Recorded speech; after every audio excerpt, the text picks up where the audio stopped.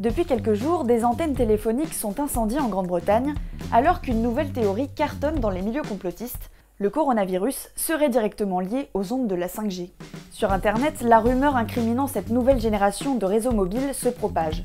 I have never seen a patient be walking along, doing their own thing, and suddenly fall over because they've got pneumonia. It just doesn't happen. However, it does happen with 5G. La théorie complotiste est par ailleurs appuyée par ce médecin.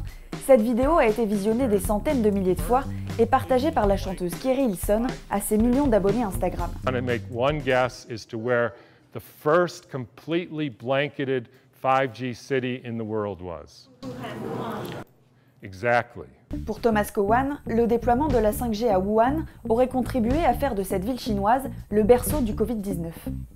Chantre d'une médecine controversée, en 2017, l'Américain est d'ailleurs sanctionné par les autorités médicales californiennes. On trouve toujours des médecins, on trouve toujours des scientifiques qui vont appuyer cette théorie. Donc ces gens-là vont soutenir des positions hétérodoxes et vont être stratégiquement relayés par les milieux conspirationnistes qui y trouvent un appui inespéré. Vous voyez, avec nous, on a un médecin. Aujourd'hui, la rumeur a dépassé le cadre virtuel. En témoigne cette vidéo d'installateurs d'antennes harcelés en Grande-Bretagne. You're laying 5G? Yeah. You know that kills people? You know when they turn this on, it's going to kill everyone, and that's why they're building the hospitals? Face aux rumeurs et aux actes de vandalisme, plusieurs personnalités officielles du pays ont fermement réagi. On the point about the 5G masts, thank you again for mentioning it.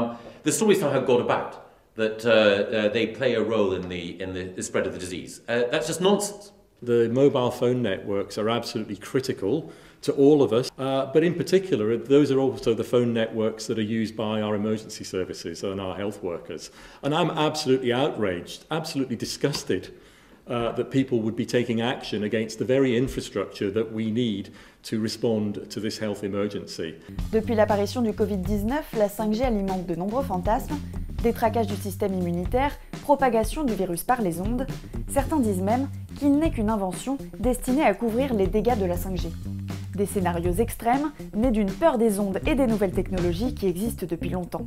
Avec la pandémie de grippe espagnole en 1918, certains ont expliqué qu'il s'agissait en fait d'une conséquence de l'implantation massive des antennes de relais radio qui finalement auraient quelque part participé d'une espèce de baisse d'immunité générale de la population. Or, c'est tout à fait faux, puisque la généralisation des antennes radio, elle date de 1920 et la grippe espagnole date de 1918. À l'heure d'Internet, les militants anti-ondes ne craignent plus seulement pour leur santé, mais aussi pour leurs données personnelles en ligne, un cocktail d'angoisse poussé aujourd'hui à son paroxysme. Il y a une différence entre l'inquiétude légitime et ce qui relève du fantasme complotiste le plus pur. Les réseaux sociaux aussi collectent des datas, tout ça, ce sont des inquiétudes et des questions légitimes du point de vue des libertés individuelles. Mais d'imaginer à l'inverse que la 5G a été mise en place de façon consciente pour favoriser une épidémie, pour favoriser une dépopulation, afin de mettre en place un système de flicage général, c'est autre chose. Pourtant, ces théories ne tiennent pas debout. Aucune étude scientifique n'a démontré que les radiofréquences, la technologie utilisée par la 5G comme la 3G ou la 4G,